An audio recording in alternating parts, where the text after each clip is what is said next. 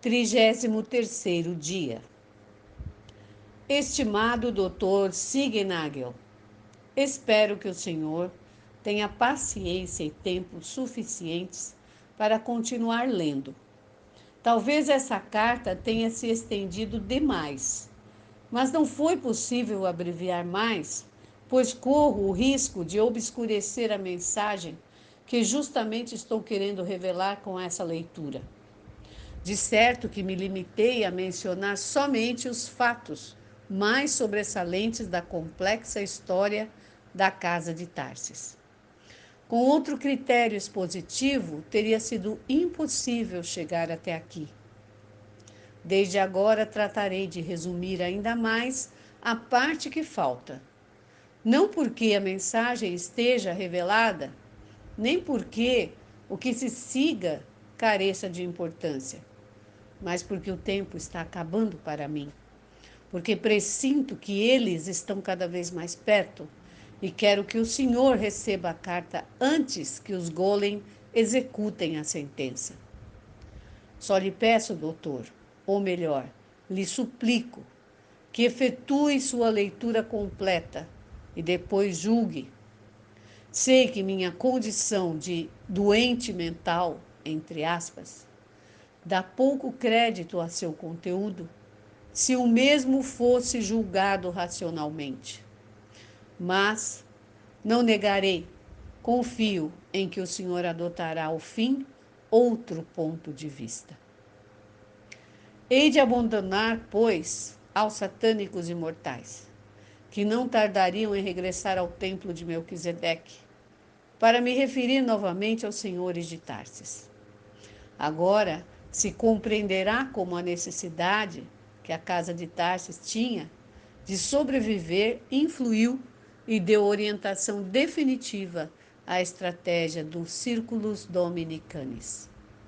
E como essa estratégia culminou na inspirada gestão de Felipe IV e como concretizou seus objetivos.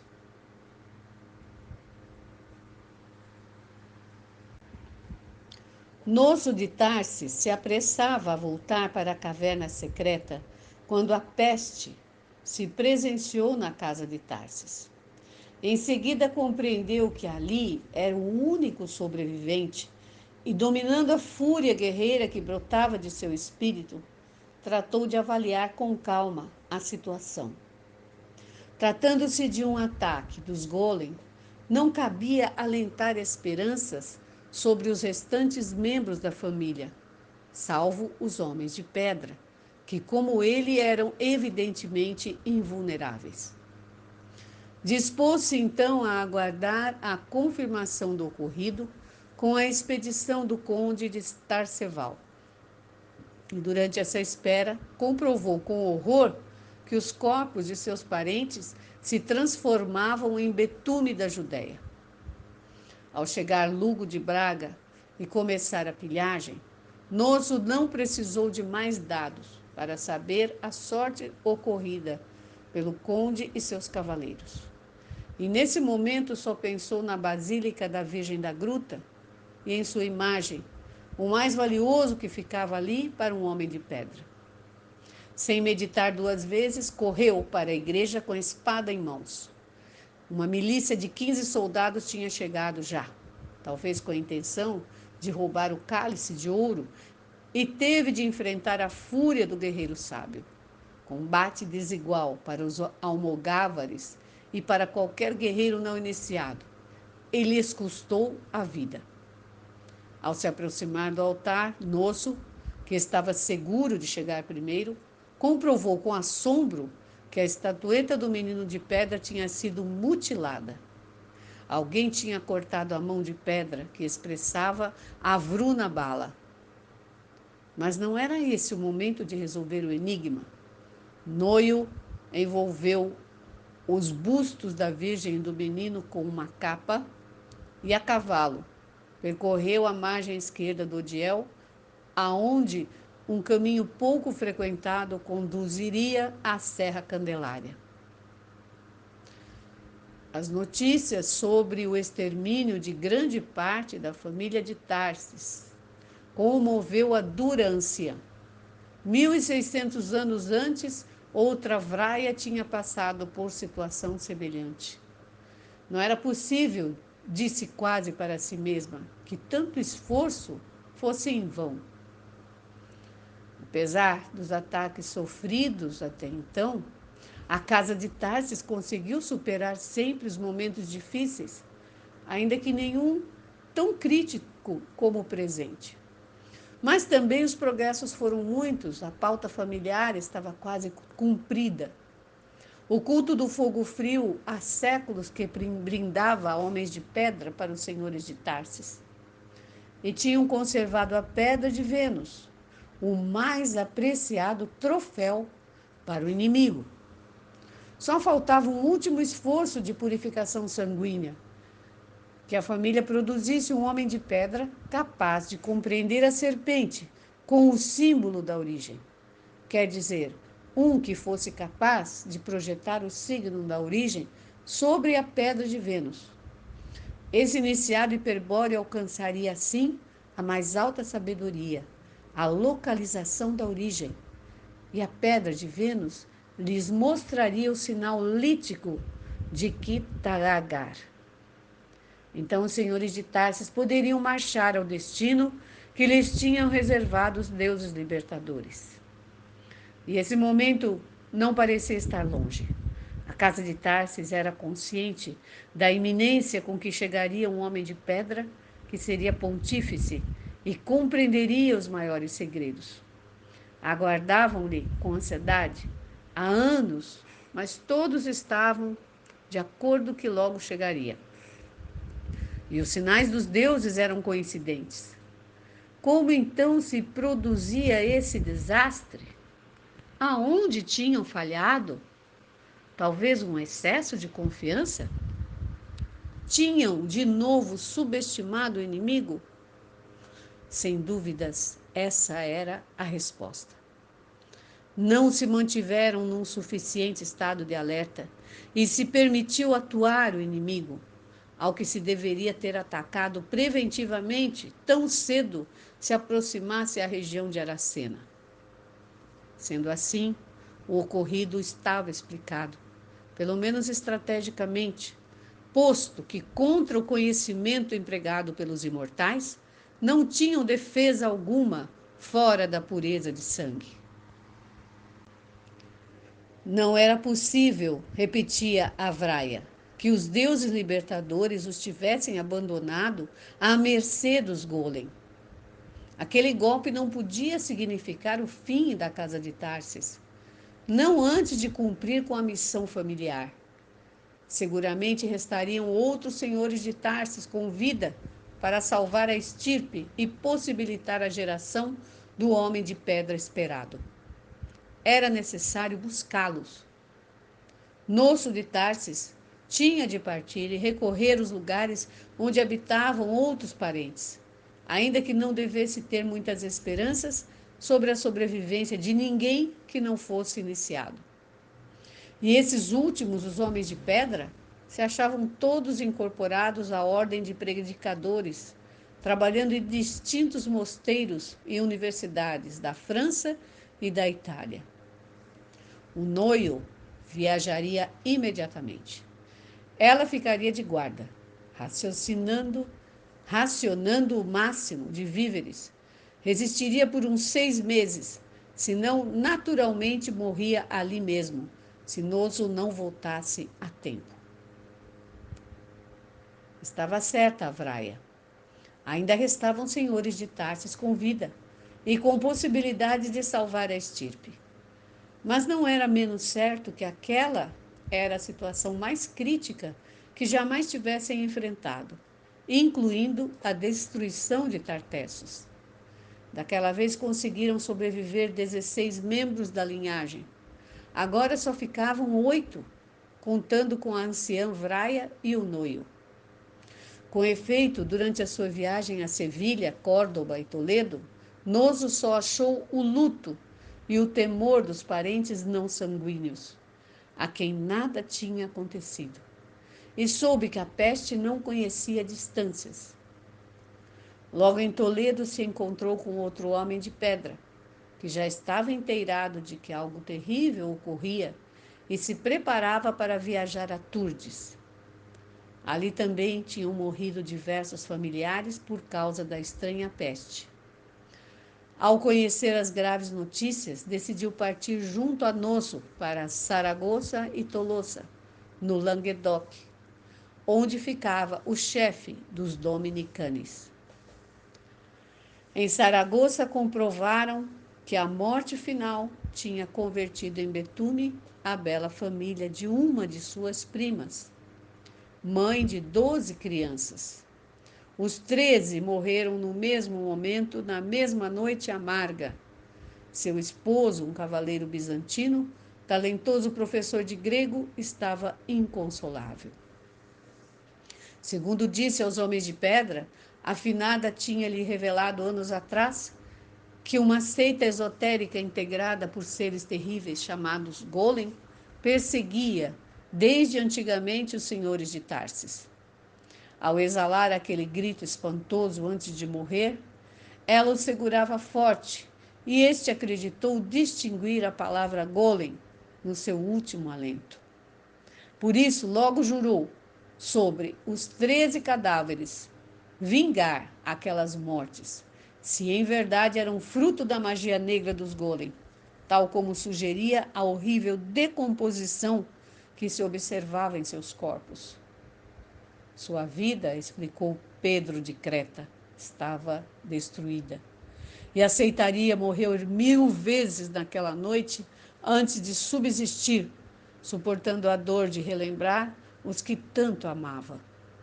Consagraria sua existência a buscar os Golem, agora seus próprios inimigos, e trataria de cumprir seu juramento.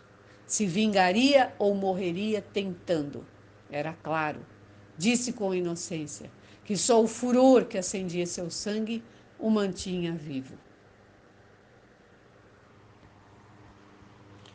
Pedro de Creta ignorava por onde começar a procura quando chegaram os monges, parentes de sua esposa, que com certeza saberiam lhe orientar. Os homens de pedra, cujos familiares mortos se contavam em centenas, não estavam de humor para se comover pelo pequeno drama do cavaleiro bizantino. Não obstante, se admiraram por sua nobre ingenuidade, o valor sem limites que exibia e a maravilhosa fidelidade do seu amor. Era óbvio que não tinha ideia dos inimigos que enfrentava e que não tinha a menor chance ante eles.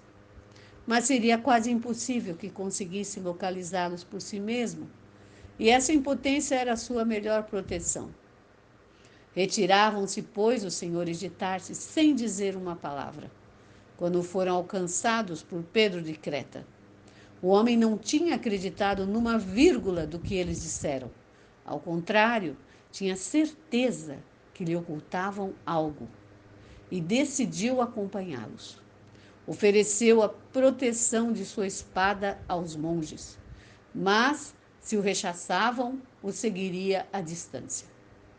Não houve modo de persuadi-lo a abandonar sua tentativa. Os homens de pedra não tinham alternativa. Ou permitiam sua companhia, ou teriam de executá-lo. Decidiram pelo primeiro, pois Pedro de Creta era claramente um homem de honra. O chefe dos Dominicani estava esperando-os. Chamava-se Rodolfo e tinha nascido em Sevilha, mas na ordem o nomeavam como Rodolfo de Espanha. Sua sabedoria era lendária, mas por motivos estratégicos jamais quis falar nos ambientes acadêmicos e só aceitou aquele priorado nos exteriores de Tolosa. Desde seu mosteiro operava o grupo mais interno dos círculos dominicanes. Procedia da mesma família de Petrenho e tinha um grau de parentesco como o de tio-avô dos monges recém-chegados, que eram primos entre si. Colocou Pedro de Creta num mosteiro que abrigava peregrinos laicos e logo falou com franqueza. Eu sei de tudo. A voz do sangue puro me revelou tudo no momento de ocorrer. E o olhar interno me permitiu olhar o ritual dos demônios. Agora eles partiram rumo ao templo de Melquisedeque, com a convicção de que conseguiram exterminar a casa de Tarsis. Possuímos então uma pequena vantagem estratégica que devemos aproveitar acertadamente para salvar a estirpe de Tarsis. Esse é o quadro. Da Espanha, só vocês dois e a Vraia sobreviveram. Aqui temos duas monjas, que são minhas sobrinhas, Vrunalda e Valentina. E restam dois iniciados, um em Paris e outro em Bolonha. A eles enviei mensagens, solicitando-lhes que apareçam com urgência em Tolosa. Cavalheiros, vamos sustentar um conselho de família.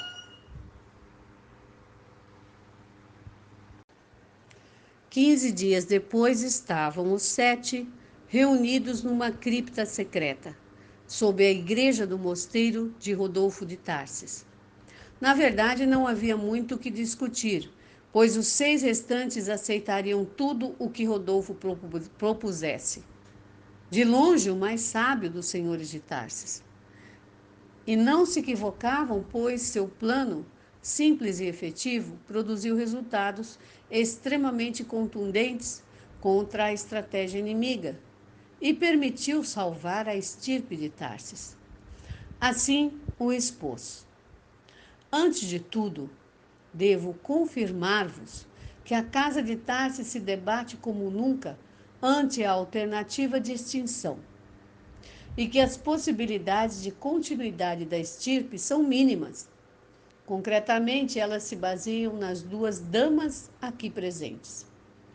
Não é desconhecido para vós que em toda a história de nossa linhagem, os homens de pedra sempre procederam da herança matrilinear. A mensagem do sangue puro passa de filha para filha. E só das damas de Tarsis nascem os homens de pedra e as damas Calibur.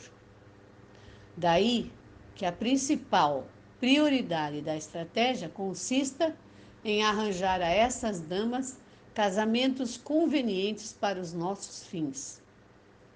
Isto quer dizer que tais matrimônios devem estar rigorosamente sob nosso controle.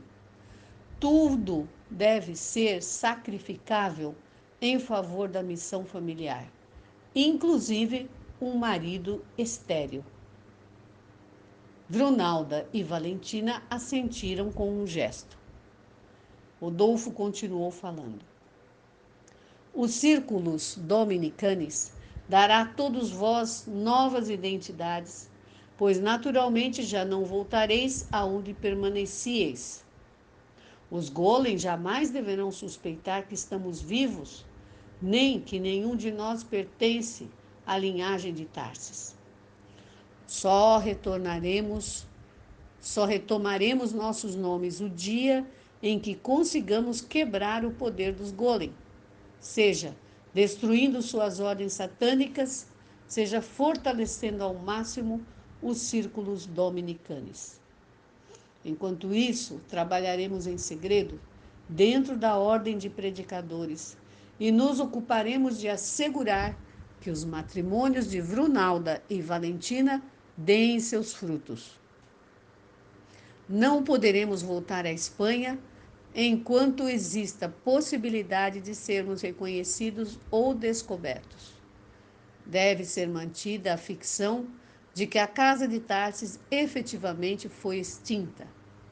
Sei que isso significa deixar a Vraia abandonada à sua sorte, mas isso é preferível a arriscar um novo assédio dos imortais na caverna secreta. Recordai que muitos morreram para conservar a espada sábia e que a Vraia será só uma mais entre os que se entregaram sua vida por tão nobre missão. No entanto, algum dia voltaremos à caverna secreta para restituir a guarda. Teremos de prever então um modo de recuperar o patrimônio da casa de Tarsis. Para isso, nada parece melhor que fazer o seguinte.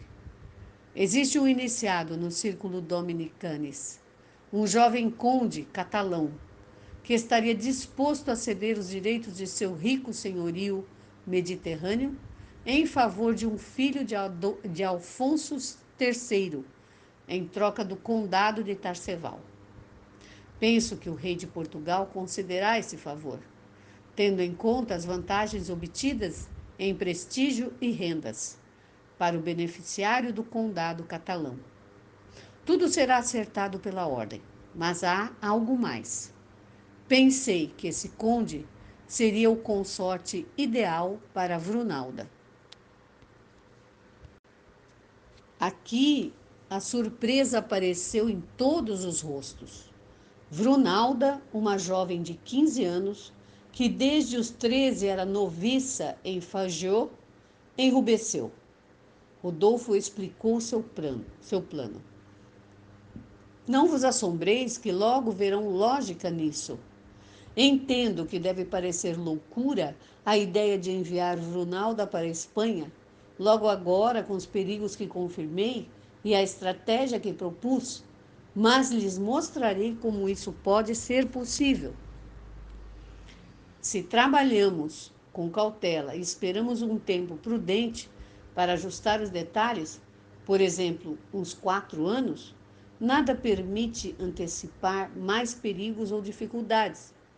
Pelo contrário, a presença de Vrunalda nas terras da casa de Tarsis é necessária para que o poder carismático da Pedra de Vênus atue sobre sua semente. Por suposto, não a enviaremos desprotegida, pois dispomos do poder de dotá-la de uma nova personalidade, cuja mudança dificilmente será notada pelos Golem. O caso é que um dos membros alemães dos círculos dominicanes é um senhor territorial, vassalo da casa da Suábia, viúvo há muitos anos e consagrado à predicação dentro da ordem. Ao morrer sua esposa, esse nobre nos confiou sua pequena filha de 9 anos como noviça no mosteiro de Fanjô, a qual faleceu 3 anos depois, mais ou menos na data que ingressou Vrunalda. Falei com ele e ele está de acordo em que Vrunalda ocupe o lugar de sua filha. Inclusive, está disposto a jurar que ela é sua legítima descendente e morrer antes de trair tal juramento. Levará Vrunalda a seu castelo na Áustria e a apresentará como sua filha, que abandonou a vida religiosa por ter sido prometida a um conde catalão. Durante 4 anos, a integrará aos costumes alemães e lhe dará toda a informação sobre sua família recente. Espero que ao fim desse tempo, Vrunalda seja capaz de se passar por uma dama germana e responder a todas as perguntas sobre sua linhagem. De pronto, nós aqui já substituímos as lápides e adulteramos as atas de enterro do mosteiro, sendo assim que quem morreu e foi sepultada há 3 anos seria agora Vrunalda de Palência. O que pensais agora deste plano? O sorriso iluminou o semblante dos homens de pedra, evidenciando que confiavam plenamente no plano de Rodolfo. Aprovaram quanto este havia proposto e escutaram respeitosamente o final de sua exposição. Quanto a Valentina, lhes direi que ainda não decidi nada e que devemos buscar-lhe um esposo que reúna as condições requeridas por nós. Mas, de qualquer maneira, deve desaparecer definitivamente como membro da casa de Tarsis. Por isso, os anuncio também que Valentina de Palência, monja dominica do convento de Fangiô, faleceu naquela noite, em que a peste açoitou a casa de Tarsis, para todos os efeitos legais. Sua morte está assentada nas atas e possui sua própria sepultura no cemitério da ordem. Enquanto preparamos seu futuro, ficará oculta numa granja que possuímos em São Félix de Caramã. Tal propriedade pertencia a um nobre da linhagem dos Raimundos, que foi queimado por Simão de Montfort durante um dos seus ataques a Tolosa. O único herdeiro vivo, herege confesso, foi obrigado a ingressar pelo resto da vida num dos mosteiros de clausura da Ordem de Predicadores. Depois de sua morte, os direitos passaram para a Ordem, que agora decidiu vendê-los para um cavaleiro romano, que quer viver nessas regiões e tem muito ouro para pagar. Esse cavaleiro, Arnaldo Tiber, não é outro senão nosso parente, recém-chegado da Bolonha, aqui presente. Sua missão será, pois, levar adiante a produção da granja e reconstruir o castelo, que hoje se acha em ruínas. Também deverá se casar com uma dama eleita entre as famílias dos dominicanos. Valentina terá de passar por sua irmã ou sobrinha, até que a situação se resolva. Momentaneamente se alojará ali o homem de pedra que vem de Toledo e ajudará em tudo o suposto cavaleiro romano. Tende presente que sereis vassalos do conde de Tolosa e, portanto, do rei da França. Mas como a ordem de predicadores se reservará aos direitos religiosos da doação, vossa espada estará, na realidade, a serviço do Papa e da Igreja. E sugiro que acomodeis no castelo, como chefe da guarnição ou mordomo, o cavaleiro viúvo que vos acompanhastes desde a Espanha. Não me restam dúvidas que é pessoa de confiança. As coisas aconteceram segundo Rodolfo planejara, com uma só exceção que não alterou os objetivos, como se verá em seguida. O rei de Portugal cedeu ao pedido do cavaleiro catalão, fortemente apoiado pela ordem de predicadores, e lhe concedeu o condado de Tarceval. Isto ocorria um ano depois que a peste causara a extinção da casa de Tarsis, e para todos os efeitos, os Golem tinham inspecionado palmo a palmo a região da vila de Turdes e a residência senhorial. Iam embora convencidos de que não restaram senhores de Tarsis com vida. Não obstante, estenderiam as buscas a toda a Espanha e logo ao resto da Europa. Mas aquelas buscas deram resultados negativos, ou positivos, segundo seu ponto de vista, pois em todos os locais onde habitaram membros da estirpe condenada, comprovaram que o caminho da peste não deixara sobreviventes. O novo conde de Tarceval repovoou a vila de Turdes com 500 famílias de Barcelona e assentou uma guarnição na residência senhorial de 300 soldados catalães. Onde se achava a capela, ao pé da Serra Candelária, mandou construir uma pequena fortaleza com uma torre e muralha. Dali por diante, aquele lugar estaria sempre sob observação dos sentinelas do condado. Não havendo noios nem vraias que fizessem guarda na caverna secreta, o melhor seria manter vigilância sobre a serra, para isolar os curiosos ou possíveis suspeitos. 3 anos depois, o conde de Tarceval viajou para a Áustria e contraiu enlace com Vrunalda, transformada agora em dama germana. A residência senhorial, remodelada e fortificada pelos catalães, recebeu então aquela tímida senhora que jamais acabava de aprender a língua de Alfonso X e preferia passar as horas rezando na igreja da gruta do que gozar dos costumes cortesãos. A família foi prolífica em filhos e filhas, com o que a sobrevivência da estirpe de Tarsis foi até certo ponto assegurada. Ademais, o condado desfrutou de relativa paz durante os anos seguintes, devido especialmente a que o conde não se deixou arrastar pelas lutas de interesse que sustentavam os monarcas de Portugal e Castela.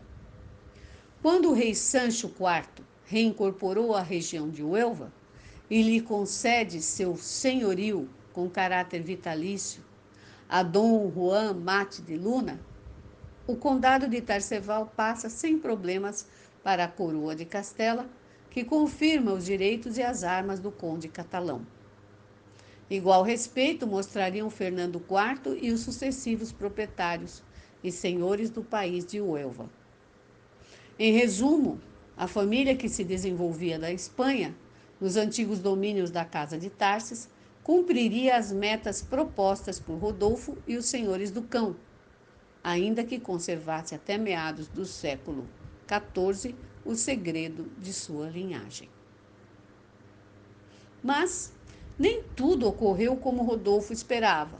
Houve uma exceção, mas, como disse ao começo, isso não modificou os objetivos da estratégia. O problema foi com Valentina, que era uma jovem cheia de dotes, mas extremamente apaixonada. Rodolfo tinha acertado com o senhor de Flandres, partidário, tanto ele como sua família, dos Dominicanes, o compromisso de casamento entre seu filho e Valentina. O prometido, um capitão às ordens do Duque de Flandres, estava de certo de acordo com as bodas. Mas Valentina não. Por quê? O que ninguém imaginou naquele conselho de família tinha ocorrido em São Félix de Caramã. Valentina se apaixonara perdidamente por Pedro de Creta. Naturalmente, havia algo de especial no cavaleiro bizantino, posto que já tivesse sido amado por outra dama de Tarsis, sua afinada esposa. Mas a paixão que desta vez despertou no frio coração de Valentina superou a argumentação ou conselho dos homens de pedra. A dama não aceitava nenhum. Ou se casava com Pedro de Creta, ou a estratégia de sobrevivência da estirpe não passaria por ela. E o que dizia o próprio Pedro ante isso tudo?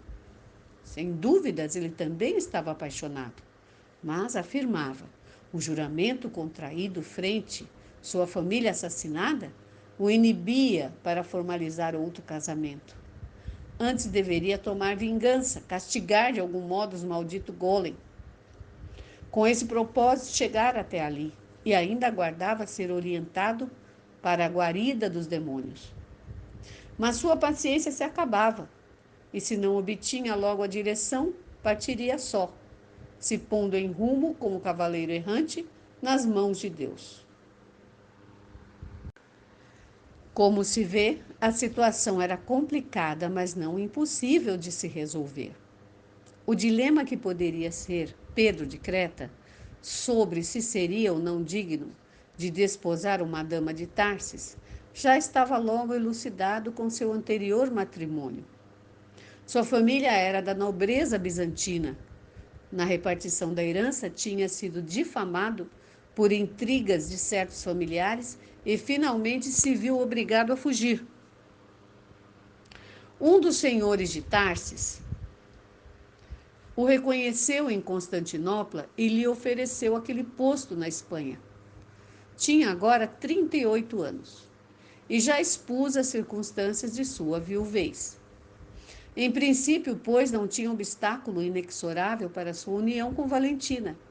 Tudo se resumia em convencer o cavaleiro sobre a importância daquela união. Mas tampouco seria fácil consegui-lo, já que isso exigia explicações, e muitas. Um novo conselho de família decidiu, ao fim, anular o compromisso com o senhor de Flandres e falar às claras com Pedro de Creta. Foi-lhe dita a verdade. O fizeram entender que o poder terrível dos Golem não podia ser enfrentado por homem nenhum, se contava somente com sangue e espada. Era necessário também a sabedoria, e a ela poderia encontrá-la entre os Dominicanes, aos quais ele foi convidado a se integrar. Mas não lhe ocultaram o perigo mortal que correria se sua boda com Valentina de Tarsis fosse descoberta. Seria consciente, dolorosamente consciente, de que em tal caso sua família poderia ser novamente exterminada pelos Golem.